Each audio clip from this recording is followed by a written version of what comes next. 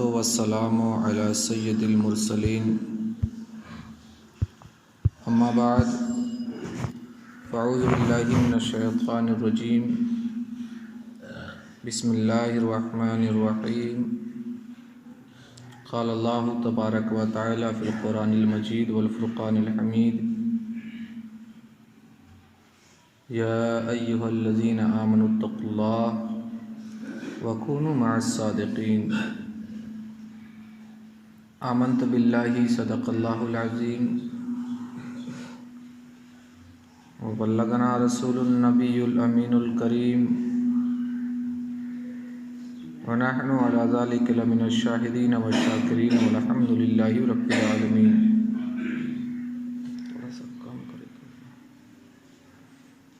عقیدت و محبت میں جھوم کر درود شریف کا نذرانہ پیش کریں۔ پڑھی اللہم صلی علی سیدنا و شفیعنا و نبینا مولانا محمد مبارک وسلم صلاۃ و سلام علیک یا رسول اللہ صلی اللہ تعالی علیہ وسلم۔ واہ کیا جود و کرم ہے شہ بطحہ تیرا، نہیں سنتا ہی نہیں مانگنے والا تیرا، فرش والے تیری شوکت کا علو کیا جانے، خسروا عرش پہ اڑتا ہے فریرا تیرا۔ جس نے پیدا کیے کتنے لال و گوہر، جس نے پیدا کیے کتنے لال و گوہر، حافظ دین و ملت پہ لاکھوں سلام، حافظ دین و ملت پہ لاکھوں سلام۔ حضرات محترم، گزشتہ جمعہ میں ہم نے آپ کے سامنے اپنی ماضی کی تاریخ کو دہرانے کی کوشش کیا تھا، جس میں الجامعۃ الاشرفیہ کی بنا تعمیر ترقی کے تعلق سے کچھ گفتگو بھی ہم نے بیان کی تھی، اور آخر میں یہ گفتگو کی تھی کہ مبارک پور کے جو اہل خیر تھے، جو مخیر حضرات تھے، انہوں نے حضور صدر الشریعہ علیہ الرحمۃ الرضوان کی بارگاہ میں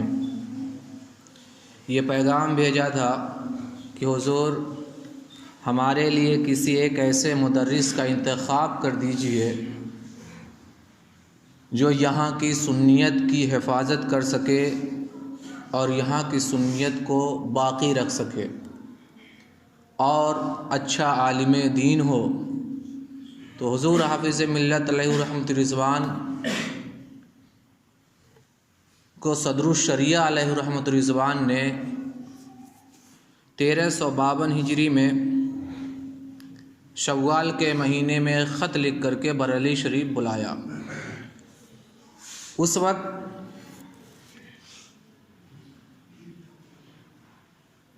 حافظ ملت علیہ الرحمۃ الرضوان 1351 ہجری 1932 عیسوی میں دارالعلوم منظر اسلام سے فارغ ہو کر کے آپ اپنے گھر تشریف لے جا چکے تھے، اور اس کے بعد 1352 ہجری میں صدر الشریعہ علیہ الرحمٰ نے آپ کو خط لکھا، اور خط لکھ کر کے بریلی شریف بلایا۔ اور جب آپ نے بریلی شریف بلایا تو آپ نے کہا کہ میرا جو علاقہ ہے، اعظم گڑھ کا جو خطہ ہے، وہاں پر وہابیت دیوبندیت اپنی جڑیں قائم کر رہی ہے اور تیزی سے پھیل رہی ہے۔ میں تمہیں مبارک پور کی سرزمین کے لیے منتخب کرتا ہوں، تمہیں وہاں جانا ہے۔ حافظ ملت علیہ الرحمۃ الرضوان نے کہا کہ حضور میں ملازمت نہیں کرنا چاہتا، میں ملازم نہیں بننا چاہتا۔ تو انہوں نے صدر الشریعہ علیہ الرحمٰ نے ارشاد فرمایا کہ میں تمہیں ملازمت کے لیے نہیں بھیج رہا ہوں، بلکہ تم خدمت دین کے لیے جاؤ اور تم وہاں خدمت دین کرو گے۔ پھر اس کے بعد جب استاذ محترم کا حکم ہوتا ہے صدر الشریعہ علیہ الرحمۃ الرضوان کو، جب صدر الشریعہ علیہ الرحمۃ الرضوان نے حضور حافظ ملت علیہ الرحمۃ الرضوان کو پھر وہاں سے بھیجا، اور آپ مبارک پور کی سرزمین پر تشریف لائے، جس وقت حافظ ملت علیہ الرحمۃ رضوان مبارک پور کی سرزمین پر تشریف لائے وہ 1352 ہجری ذی قعدہ کی 2 تاریخ تھی، آپ مبارک پور میں تشریف لا چکے تھے۔ اور جب آپ مبارک پور میں تشریف لائے تو اس وقت جو پرانا مدرسہ تھا جہاں پر تعلیم ہوا کرتی تھی، اس میں جو مدرسین تھے جو تعلیم دیا کرتے تھے ان کی فہرست ہمارے متعدد علماء کرام نے اپنی تصنیفات میں بیان فرمائی ہے۔ خود حیات حافظ ملت میں اور مفتی بحرالعلوم علیہ رحمۃ رضوان مدرسہ اشرفیہ سے الجامعۃ الاشرفیہ تک، اشرفیہ کا ماضی اور حال، ان کتابوں میں ان مدرسین کا نام انہوں نے شمار کرایا ہے کہ جب حافظ ملت علیہ الرحمۃ رضوان مبارک پور تشریف لائے اور وہ لوگ وہاں پڑھا رہے تھے۔ پہلی شخصیت جس کا نام آتا ہے وہ گجاڑا کے سرزمین کے سید خاندان، سادات خاندان سے ایک عظیم عالم دین جن کا نام تھا حضرت مولانا سید شمس الحق علیہ الرحمہ، جن کا مزار آج بھی گجاڑا کی جو شاہی جامع مسجد ہے اس سے متصل جو قبرستان ہے، اسی قبرستان میں جہاں حضرت شاہ کمال بابا علیہ رحمۃ رضوان اور حضرت صالح علیہ رحمۃ رضوان کا مزار مبارک ہے، اسی احاطے میں سید شمس الحق علیہ رحمۃ رضوان کی بھی مزار مبارک ہے جو الجامعۃ الاشرفیہ کے مدرس رہ چکے ہیں۔ اور دوسرے جو مدرس تھے ان میں تھے مولانا نور محمد۔ یہ مولانا نور محمد جو تھے یہ راجہ مبارک شاہ مسجد کے پیش امام تھے، خطیب تھے، امام جمعہ تھے، اور اس وقت پورے مبارک پور کی سرزمین پر آپ ہی میلاد، فاتحہ، نکاح اور دیگر جو امور انجام دینے ہوتے تھے آپ ہی کے ذریعے پورے مبارک پور میں وہ کام انجام پایا کرتے تھے۔ اور حضرت مولانا نور محمد علیہ الرحمۃ رضوان کا جو خاندان تھا وہ راجہ مبارک شاہ علیہ الرحمۃ رضوان کے ساتھ کڑا مانک پور سے مبارک پور آیا تھا، اسی خاندان سے آپ کا تعلق تھا۔ آپ ایک زمانے تک مبارک پور کی سرزمین پر اپنی حیات مبارکہ کو گزارتے ہیں اور آپ نے اس وقت سنیت کو قائم کیا اور جتنے بھی معمولات عقائد اہل سنت تھے وہ تمام چیزوں کی بجاوری آپ انجام دیا کرتے تھے۔ اور اس کے بعد جب آپ کا وصال ہوا تو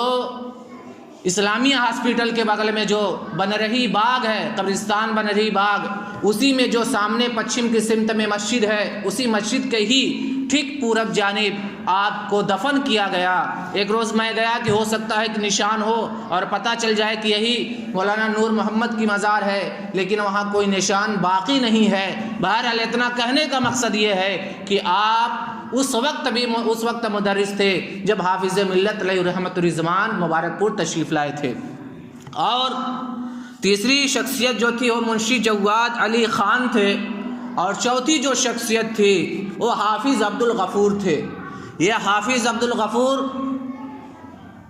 1355 ہجری میں ان کا انتقال ہوتا ہے اور 1352 ہجری میں حضور حافظ ملت علیہ الرحمۃ رضوان مبارک پور کی سرزمین پر تشریف لائے تھے۔ حافظ عبد الغفور کے صاحبزادے کا نام تھا مولوی محمد عمر، ان کے صاحبزادے کا نام تھا حاجی محمد نعمان،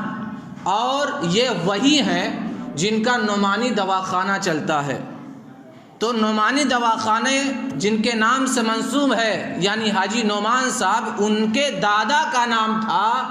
حافظ عبد الغفور صاحب، اور یہ بہت ہی اچھے حافظ تھے۔ ان کی آواز بھی بہت سریلی تھی اور اچھے انداز سے پڑھتے بھی تھے، اور آپ اچھی تعویذ اور دعا وغیرہ بھی کرتے تھے۔ ایک مرتبہ کا واقعہ ہے کہ کسی نے پان میں سندور ملا کر کے آپ کو کھلا دیا، آپ کی آواز بڑی عمدہ تھی، اور ایسی چیز یہ اس وجہ سے کیا گیا کہ کسی نے آپ سے دشمنی رکھی اور پان میں سندور ملا کر کے آپ کو کھلا دیا، آپ نے اسے کھا بھی لیا، جس کی وجہ سے آپ کا گلا خراب ہو گیا اور آپ کی آواز ڈھپ ڈھپ کر کے نکلتی رہی۔ اور اس کے بعد 1355 ہجری 13 جمادی الاخری کو آپ کا وصال ہوا۔ آپ کی مزار مبارک روضہ کی جو قبرستان ہے جہاں پر آپ روضہ بنایا گیا ہے حیدرآباد میں، وہاں سے جیسے ہی آپ سیڑھی پر چڑھیں گے سامنے، اسی کے بغل میں درخت کے نیچے ایک کتبہ لگا ہوا ہے. وہ جو کتبہ جو لگا ہوا ہے دراصل میں وہ حافظ عبدالغفور علیہ رحمۃ رضوان کے مزار مبارک پر ہی لگا ہوا ہے، جن کا وصال 13 جمادی الاخری 1355 ہجری میں، اور اس کتبے کو لکھنے والے کوئی اور نہیں ہیں بلکہ حضرت قاری محمد یحییٰ علیہ رحمۃ رضوان، جو مولانا نعیم جو راجہ مبارک شاہ جامع مسجد کے امام جمعہ ہے، ان کے والد محترم نے اس کتبہ کو لگایا ہے. یہ ساری تفصیلیں میں آپ کے سامنے اس لیے رکھ رہا ہوں کہ آپ جانیے کہ ہمارے مبارک پور میں بھی قدیم زمانے سے علماء اور حفاظ موجود رہے ہیں اور اس کے دین و سنت اور تبلیغ کا کام کرتے رہے ہیں. اور اس کے بعد 5واں جو نام آتا ہے وہ حافظ عبد الرحمن تھے. یہ پکھری میں کے رہنے والے تھے، اور استلاؤ جو قبرستان ہے جہاں پر آج حافظ نثار صاحب کی مزار بنائی گئی ہے، حافظ نثار صاحب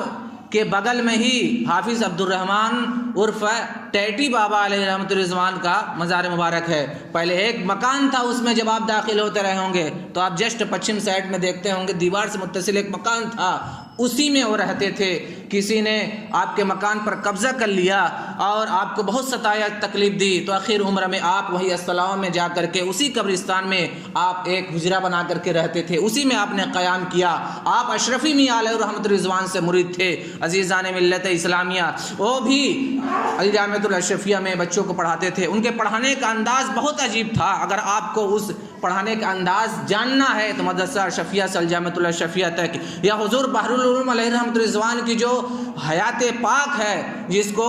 انہوں نے خود بحر العلوم کی کہانی بحر العلوم کی زبانی سے لکھا ہے، خود حضور بحر العلوم علیہ رحمۃ رضوان نے ان سے ناظرہ بھی پڑھا ہے. یہ ساری تفصیلیں اگر آپ کو دیکھنی ہے تو میں نے جن ناموں کا گنایا ہے ان کتابوں میں آپ دیکھ سکتے ہیں. خلاصہ کلام یہی ہے کہ یہ 5 مدرس حضور حافظ ملت علیہ رحمۃ رضوان کی آمد پر آپ یہاں پر تعلیم دیا کرتے تھے. عزیزان ملت اسلامیہ، اسی کے ساتھ اب ضروری یہ ہوا کہ حافظ ملت علیہ رحمۃ رضوان کے حیات پاک کے تعلق سے بھی کچھ جانا جائے. حافظ ملت علیہ رحمۃ رضوان 1894 ہجری میں بھوجپور کی سرزمین پر پیدا ہوئے، جو مراد آباد کا ایک قصبہ ہے، اور آپ کے دادا نے شاہ عبد العزیز محدث دہلوی علیہ رحمۃ رضوان کے نام پر آپ کا نام عبد العزیز رکھا. اور آپ کے والد محترم حافظ قرآن تھے، اور ناظرہ اور حفظ کی تکمیل آپ نے اپنے والد محترم سے کی. اور کچھ اردو جو کتابیں تھی آپ نے اردو کتابیں گھر ہی پر پڑھی تھی. اور جب آپ حافظ قرآن ہو گئے تو آپ ہی بھوجپور کی سرزمین پر قصبہ بھوجپور میں ہی مدرسہ حفظ القرآن میں مدرس ہو گئے، اور جو وہاں کی بڑی مسجد تھی وہاں پر آپ امامت کرنے لگے. پھر اس کے بعد دل میں علم کی تعلیم کا شوق ہوا اور جذبے نے انگڑائی لی، اور اس کے بعد 27 سال کی عمر میں آپ وہیں پر مراد آباد میں جامعہ نعیمیہ مراد آباد، جو صدر الافاضل سید نعیم الدین مراد آبادی علیہ رحمۃ رضوان کا قائم کیا ہوا مدرسہ ہے، جن کے نام سے اس مدرسے کا نام مدرسہ نعیمیہ پڑا ہے. عزیزان ملت اسلامیہ، وہاں پر 3 سال تک آپ نے 3 سال تک مکمل تعلیم حاصل کی. اور اس کے بعد جب اور کتابیں پڑھنے کا شوق ہوا تو اس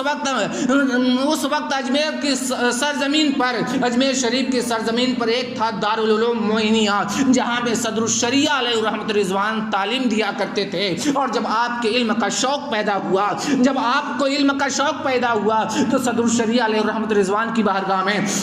اپنے چند ساتھیوں کے ساتھ تشریف لے گئے، اور وہاں پر آپ نے صدر الشریعہ علیہ رحمۃ رضوان کی بارگاہ میں داخلہ لیا. اور داخلہ لینے کے بعد آپ نے 1342 ہجری میں آپ دارالعلوم معینیہ تشریف لے گئے اور وہاں پر داخلہ لیا، اور پوری دل جمعی کے ساتھ صدر الشریعہ علیہ رحمہ کی خدمت میں رہ کر کے منازل علم طے کرتے رہے. 1351 ہجری 1932 عیسوی میں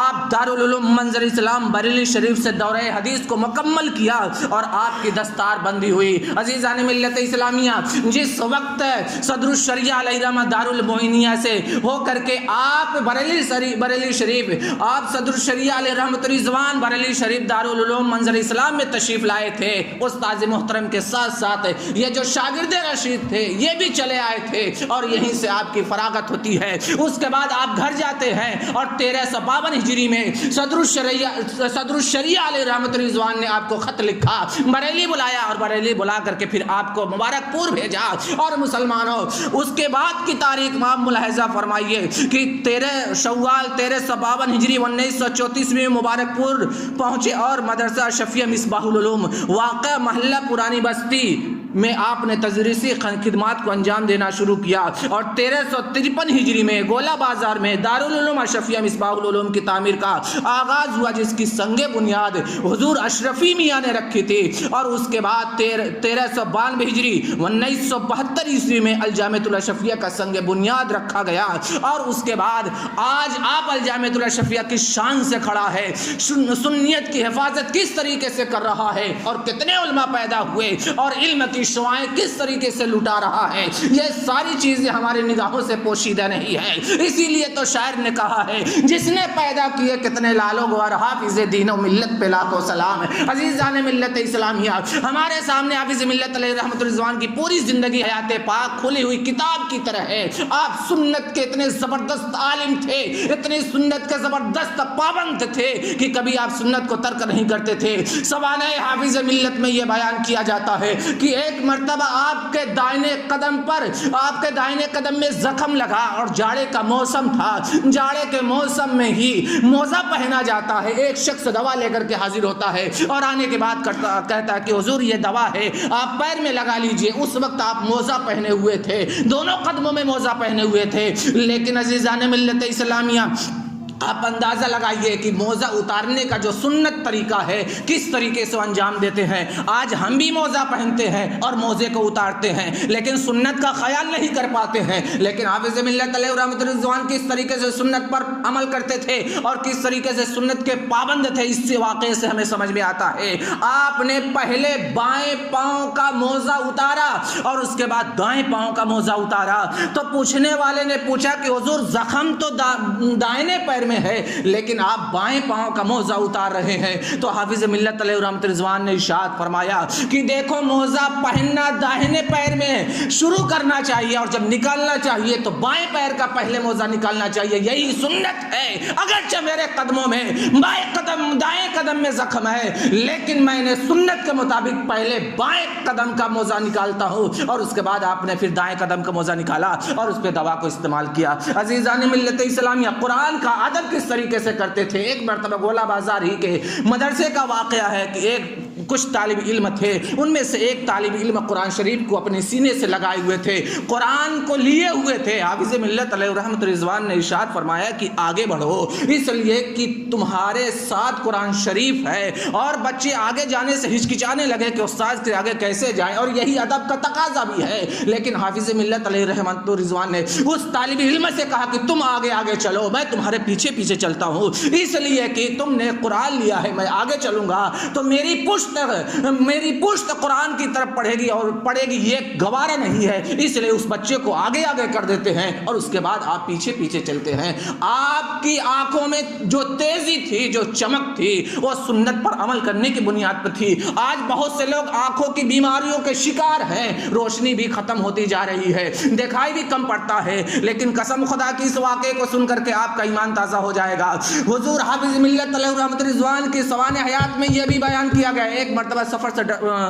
ٹرین سے سفر کر رہے تھے، اور ٹرین کے سفر میں بہت سے لوگوں سے ملاقات ہوتی ہے۔ آپ جس برتھ پر تھے اسی برتھ کے مقابل میں ایک ڈاکٹر بھی تھا، اور ڈاکٹر آپ سے کلام کرنا شروع کیا، اور اس کے بعد اس نے جب انداز گفتگو کو بدلا اور اس نے پوچھا کہ حضور آپ اتنی زیادہ عمر کے ہو چکے ہیں، تقریباً آپ کی 70 سال کی عمر ہو چکی ہے، لیکن میں آپ کی آنکھوں میں جو چمک دیکھ رہا ہوں وہ چمک ویسے ہی ہے جیسے چھوٹے بچوں کی ہوا کرتی ہے۔ آخر اتنی پیرانہ سالی میں، اتنی عمر میں جب آپ کی 70 سال کی عمر ہو چکی ہے، ایسا کیسے ہے؟ تو حافظ ملت علیہ رحمت رضوان نے کہا کہ کوئی اور چیزوں سے نہیں، نہ میں کوئی چیز کھاتا ہوں اور نہ ہی کوئی ایسی چیزیں استعمال کرتا ہوں۔ بہرحال حافظ ملت علیہ رحمت رضوان نے ارشاد فرمایا کہ دراصل میں ایک سنت کو پابندی کے ساتھ بلا ناغہ کرتا ہوں کہ جب سونے کا وقت ہوتا ہے تو سنت کے مطابق میں آنکھوں میں سرما لگا لیا کرتا ہوں۔ اس سرمے کی برکت ہے کہ آج تک میری آنکھوں میں تکلیف نہیں ہوئی ہے اور میری بینائی ایسی ہے. اللہ اکبر مسلمانوں. اس طریقے سے اگر حافظ ملت علیہ رحمت رضوان کے حیات مبارکہ کے پہلو کو دیکھا جائے تو ہر طرح سے ہمیں ان سے نصیحت مل رہی ہے, ان سے درس مل رہا ہے, ان سے پیغام مل رہا ہے اور ان سے بہت کچھ سیکھنے کو مل رہا ہے. اس لیے عزیزان ملت اسلامیہ, آج اس جمعہ کے خطبہ میں ہم خراج عقیدت پیش کرتے ہوئے کہتے ہیں کہ جس نے پیدا کیے کتنے لالو گوہر, حافظ ملت, حافظ دین و ملت پہ لاکھوں سلام. یا ایھا الذین آمنوا اتقوا اللہ وکونوا مع الصادقین. استغفر اللہ لا الہ الا اللہ محمد رسول اللہ وما علینا الا البلاغ. السلام علیکم ورحمۃ اللہ وبرکاتہ.